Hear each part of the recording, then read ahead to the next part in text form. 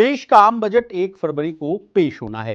इस बार बजट से जहां एक तरफ वित्त मंत्री निर्मला सीतारमण नया रिकॉर्ड बनाएंगी, वहीं बजट में मिडिल क्लास से लेकर नौकरी पेशा, टैक्स पेयर सबके लिए बड़े ऐलान हो सकते हैं। लेकिन क्या आपको पता है कि बजट पेश होने से पहले लीक हो गया था? अगर नहीं पता तो ये रिपोर्ट आपके लिए। नमस्कार, आप देख रहे हैं मनी 9 और मैं हूं आपके साथ विशाल शर्मा। सबसे पहले बजट लीक कब हुआ? उस समय देश के वित्त मंत्री कौन थे? इतनी बड़ी लापरवाही किसने की?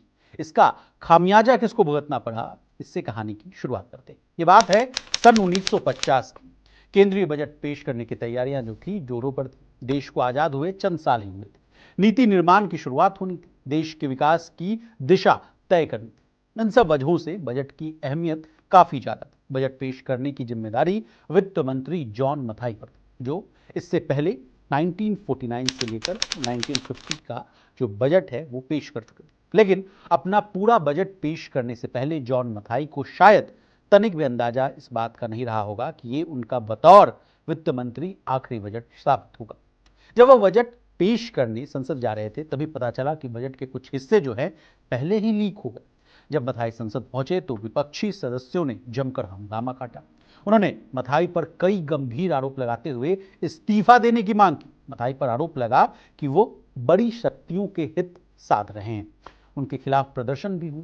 वो आजादी के शुरुआती के साल ही थे। प्रधानमंत्री जवाहरलाल नेहरू नहीं चाहते थे कि उनकी सरकार इस तरह के आरोपों के साथ आगे बढ़े। लिहाजा मथाई का दूसरा बजट ही उनका आखिरी बजट साबित हुआ और उसके बाद उन्हें वित्त मंत्री का पद छोड़ना पड़ा। मंत्री पद तो छोड़ना पड़ गया, लेकिन बजट लीक होने के बाद क्या हुआ और इसका क्या असर हुआ, ये भी बात जानने की उत्सुकता जो है आपके मन में उठ रही होगी।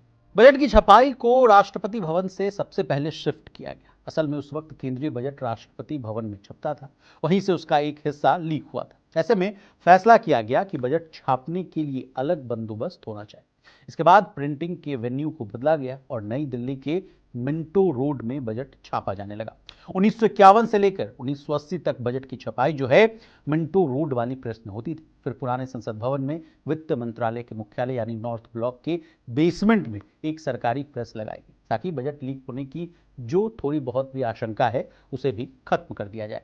इसके अलावा बजट छापने के लिए गंभीर प्रोटोकॉल बनाए गए। इसके अलावा बजट टीम की सख्ती से निगरानी की व्यवस्था जो है उसको शुरू की गई। यही नहीं, बजट पेश होने के कुछ हफ्ते पहले पूरे बजट टीम को क्वारंटीन होना पड़ता है, यानी एकांतवास में चले जाना होता है।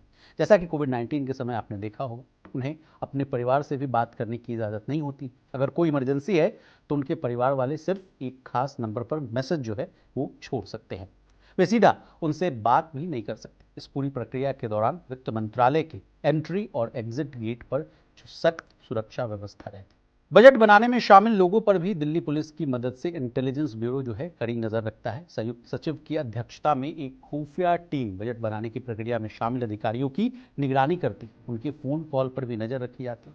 जब बजट पेश हो जाता है, यानी जब वित्त मंत्री का संसद में बजट भाषण खत्म होता है, तभी उन्हें सार्वजनिक जीवन में वापस आने की इजाजत होती है। यानी उनका जो क्वारंटीन है वो खत्म होता है, यानी वो फिर आजाद हो जाते हैं। बता दें, वैसे ये पहला मौका नहीं था जब देश का केंद्रीय बजट जो है लीक हुआ था। आजाद भारत का पहला बजट यानी साल 1947 से लेकर 1948 में केंद्रीय वित्त मंत्री सर R.K. चट्टी ने इस बजट को पेश किया था। वो ब्रिटिश समर्थक जस्टिस पार्टी की नेता थे। लेकिन बजट से पहले ब्रिटेन के वित्त मंत्री ह्यूग डाल्टन ने एक पत्रकार से बातचीत में टैक्स में कुछ बदलाव के बारे में बता दिया था जो भारत सरकार करने वाली थी। पत्रकार ने संसद में बजट भाषण से पहले ये बात छाप दी। ये सरकार के लिए गंभीर चिंता की बात थी कि 3 में से 2 बजट पेश होने से पहले ही लीक हो गए। ऐसे में उच्च स्तर पर विचार विमर्श हुआ कि किस तरह से बजट की गोपनीयता को बरकरार रखा जाए, क्योंकि इससे आम जनता से बड़े औद्योगिक घराने के हित जो होते हैं वो जुड़े होते हैं। इसके अलावा लगातार लीक होने से सरकार की जो छवि है तो खराब होती ही है। आम जनता से लेकर कारोबारियों का भी जो हित है वो प्रभावित होता है। वित्त मंत्री निर्मला सीतारमण लगातार 8वीं बार देश का बजट पेश कर रही होंगी। उन्होंने मोरारजी देसाई के रिकॉर्ड को भी तोड़ दिया है। मोरारजी देसाई देश के प्रधानमंत्री बनने से पहले कई बार वित्त मंत्री का जो पद है वो संभाल चुके हैं।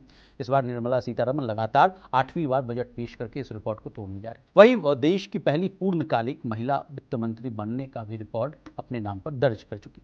अब सारी निगाहें बजट वाले दिन पर टिकी हुई। बजट वाले दिन जो है कौन सी चीजें सस्ती होंगी और कौन महंगा होगा, ये जानने के लिए बने रहिए हमारे साथ और देखते रहिए मनी 9।